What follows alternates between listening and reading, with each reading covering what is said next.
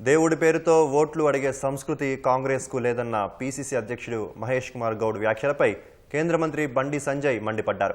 BJP చరిత్ర తెలియకుండా మాట్లాడుతున్నారని కరీంనగర్లో అన్నారు.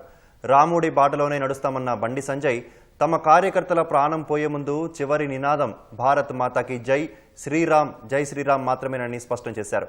ప్రస్తుతం చేపట్టే జిల్లాల పునర్విభజనను శాస్త్రీయంగా నిర్వహిస్తే తాము కూడా సహకరిస్తామని వివరించారు. బీజేపీ అధికారంలోకి వచ్చాక 42% బీసీ రిజర్వేషన్లను అమలు చేస్తామని, ఖచ్చితంగా మతపరమైన రిజర్వేషన్ను తొలగిస్తామని తెలిపారు.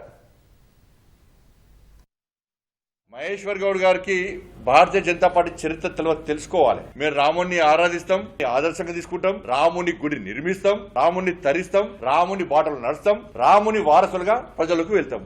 మీకు ఇబ్బంది ఉంటే అది మీ పార్టీలో చర్చించుకోండి రండి. ఇప్పుడు బీఆర్ఎస్ పార్టీ కేసీఆర్ చేసుడు ఆయన ఫామ్ హౌస్ లా జాగలు వంచినట్టే, బిడ్డకు ఒక జిల్లా, కొడుకుకు ఒక జిల్లా, అల్లునికి ఒక జిల్లా, ఇంకో ఆయనకు ఇంకో జిల్లా, సొంత ఆస్తి వంచినట్టే వంచేడు. అవి శాస్త్రీయంగా లేవు. దాన్ని దృష్టి పెట్టుకుని రాష్ట్ర ముఖ్యమంత్రి గారు కూడా ఇష్టానుసారంగా పంచేటువంటి ప్రమాదం ఉంది. అఖిలపక్షం ఏర్పాటు చేయండి, ప్రజల అభిప్రాయాలు తీసుకోండి, శాస్త్రీయంగా జిల్లా విభజన ఉండే విధంగా చూడాలని చెప్పి డిమాండ్ చేస్తాం. అనేక రకాల కేంద్ర ప్రభుత్వం యొక్క నిధులతో మాత్రమే ఈ కరీంనగర్ కార్పొరేషన్ ఇలా అభివృద్ధి చెందింది. ఇంకా నిధులు తేవడానికి మేము సిద్ధంగా ఉన్నాం. ప్రజలందరూ కూడా కరీంనగర్ కార్పొరేషన్ భారతీయ జనతా పార్టీకి అప్పయ్యపడంలో సిద్ధంగా ఉన్న విషయాన్ని అనేక సర్వేలు స్పష్టం చేస్తామని